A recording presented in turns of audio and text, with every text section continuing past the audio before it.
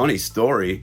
The minute I hit record, the dogs started barking.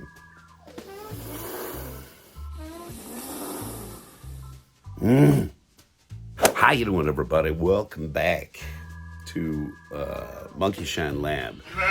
We tend to cover a whole bunch of nerd stuff around here. We really do. We honestly do. But right now, I am in an absolute thick of stuff that was sent to us by another station simply to get under my skin and make me crazy so that he can watch on a daily basis as my mind drips from my ears. Hope you're enjoying this. I hope this is fun for you. Because it is fun for me. I've been going through this box and rebagging and reboarding all these different comic books. And in doing that, I am using the internet to look around at what it is that these books are, so that if there's anything that I come across that is of interest, that I'll know to talk about it. Because I don't know everything about anything. In fact, I know very little about fuck all. Hope it's not too early in my show to use language like that. There's a little algorithm on YouTube that looks for curse words and mention of unsavory acts. Depending on your perspective, really, this whole show is an unsavory act from beginning to end. Anyway. What I have to talk about today, as my stomach rumbles, yes, I need to go make some lunch. What I have to talk about today is, they're Marvel comics. Hey, remember the time Marvel decided to make an entirely separate universe away from all of its current money makers and anything that would be of interest to anyone? They decided they would make this real world sort of just outside your window kind of thing. And then they decided that they were going to do the whole comic book series of all these different characters and things. They were going to do all these things in real time. So if a month goes by when you're waiting for the next issue, a month has gone by in the book. Do you remember when Marvel thought about all these different innovations? You know, getting away from Iron Man and Spider-Man and Thor and anything that made any money? You don't? Well, I don't either. This is an interesting relic from let's try to do anything and everything to revitalize our brand. These were designed with superheroes that didn't have so much super to them. And they were supposed to be a little bit more grounded in reality than the other books that were put out by Marvel. You know, the Hulk and all the fun stuff, the stuff that's actually interesting to read. So anyway, they put out these books. Let's see, there's another one in here. I got them all out of order last night because I was actually reading a few of these. I apologize. Here's the other one. At some point, the people who are running Marvel decided that they would try different material. And the reason why you don't have any of these characters coming through the movies and etc. right now is because it was a failed experiment. It went from, don't quote me on this, but I think 1986 to 1989. And, I don't remember this ever. I don't remember seeing this ever. Yeah, didn't last very long, a couple years. So obviously there are a bunch of books out there with the new universe tag on them, but no, no. Moving right along, this is from 2015, Daredevil #1. They tend to reboot series and renumber them and stuff now all the time. You will have a 6 and 8 and 10 episode or issue run, and then they will hand it over to some other folks who've got some ideas for the character.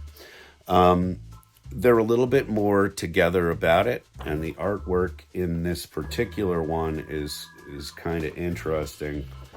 It's sort of almost all this red and black, sort of washed out pastiche, and you can tell that they were trying to tie it all together with their Netflix stuff at the time. Daredevil was sporting a costume that he does not wear on the show anywhere, but these hand wrappings are very much reminiscent of the show at the time. So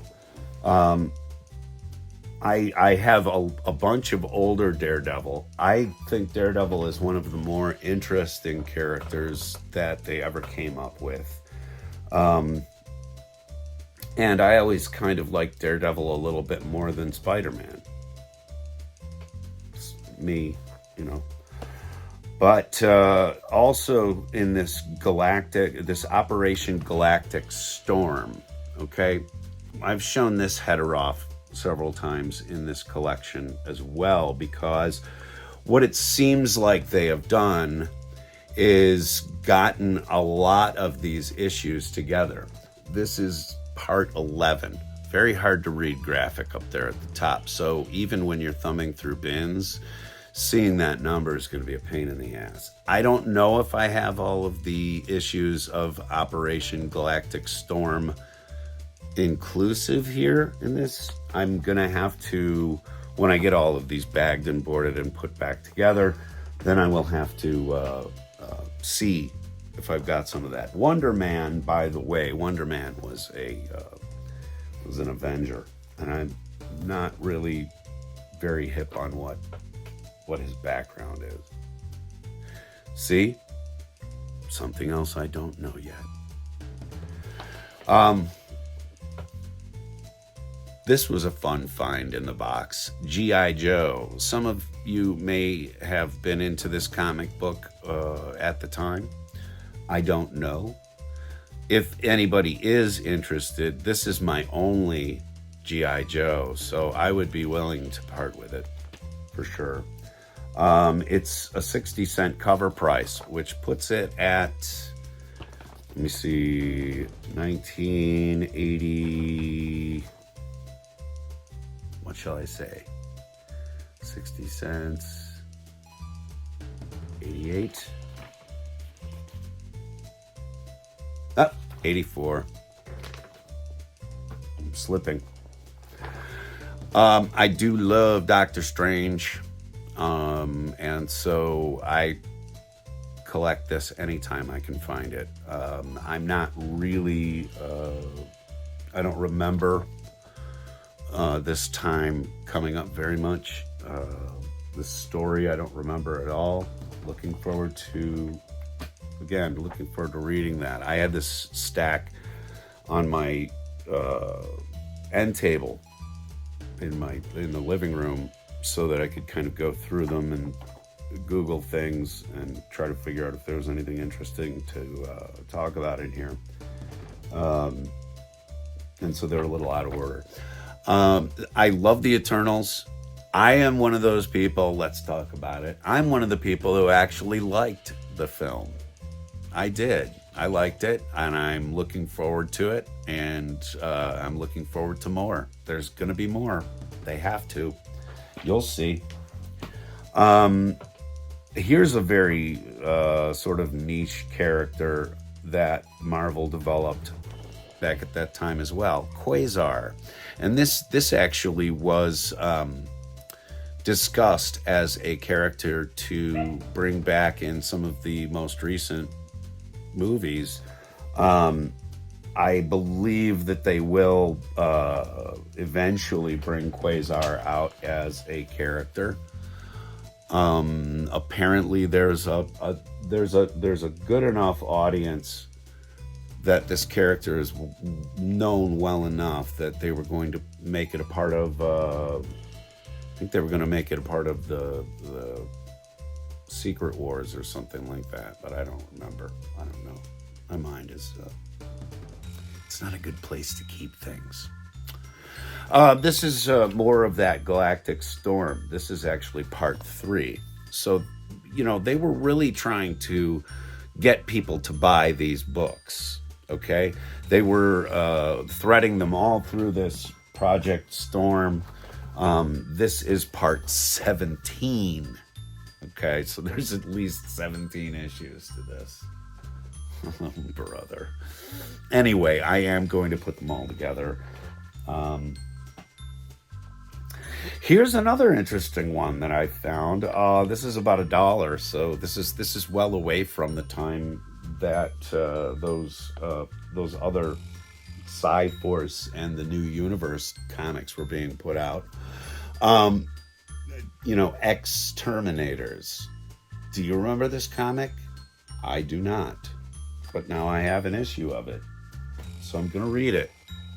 Let's see what I learn. And then the last couple are in here for a really good laugh. And if you're into comic books, these last two are some odd ducks indeed. Okay? The NFL apparently trying to get a little cross promotion going on with Marvel Comics had a Super Pro.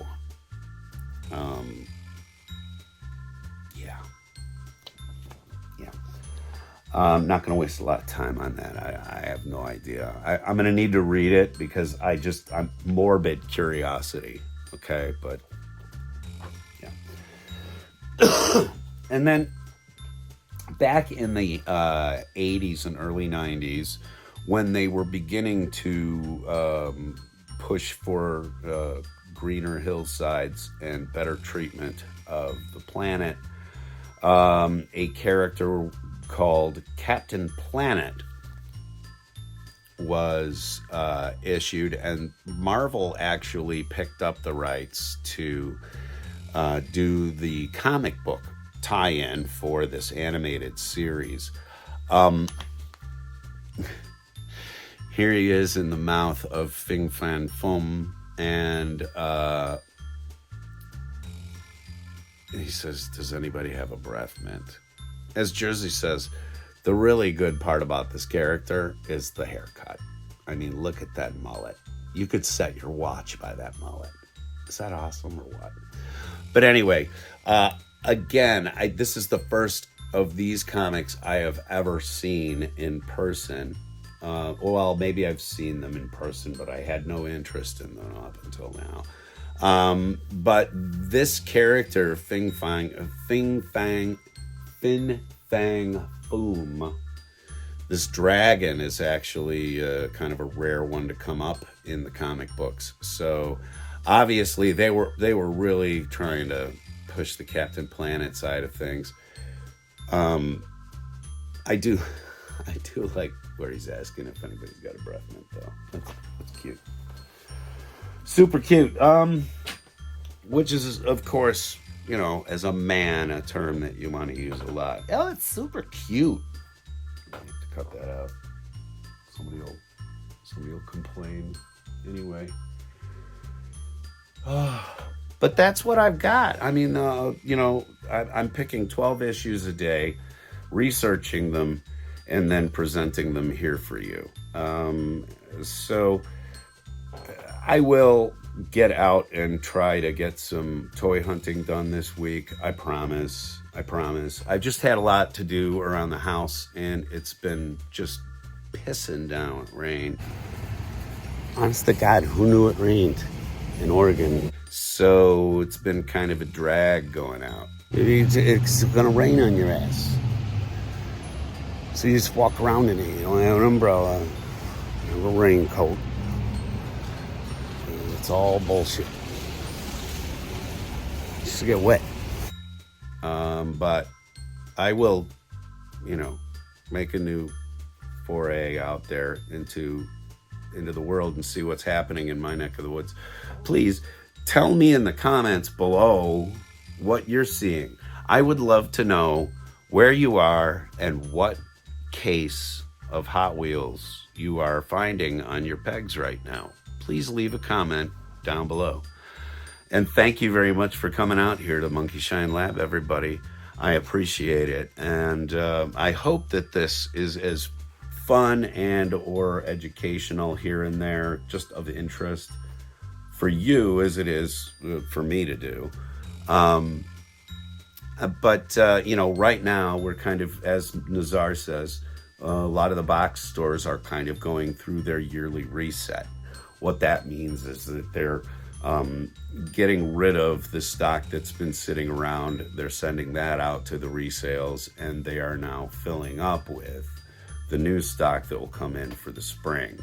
But like I said, we're kind of in a transition there. So I'm doing these shows. I hope you don't mind. There's going to be a few more. Andre sent me an ominous text that says, we're going to do this again. And I can't wait. I'll tell you what. Coming up on the show, we're going to get back into some books that are actually worth some bread. But I've got a nice stack of stuff here, so please remember to come on back.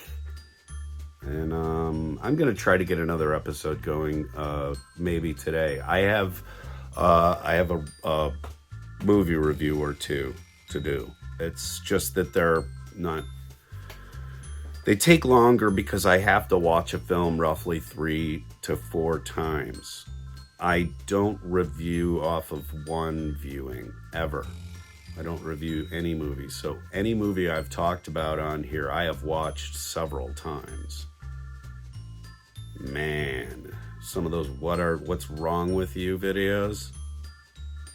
If you haven't watched any of those, I have a series of films. It's called What's Wrong With You Film Reviews.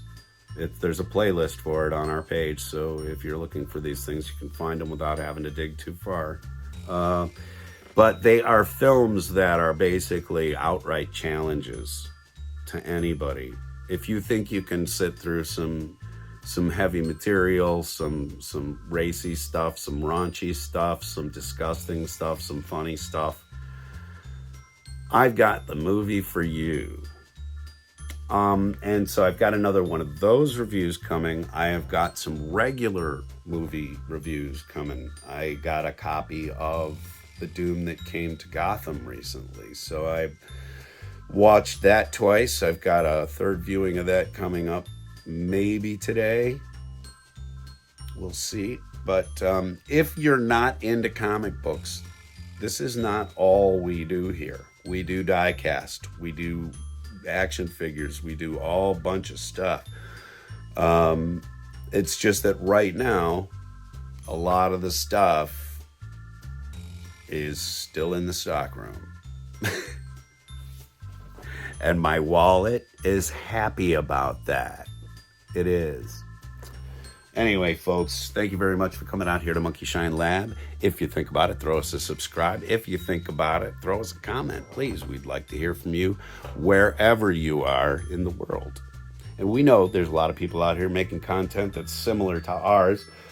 So we really do value your time when you come spend a little bit of it with us. Excuse me. Look, you're not going to get cultured here. Well, there may be a petri dish type reaction, but I don't know. Go outside. Got stuff to do.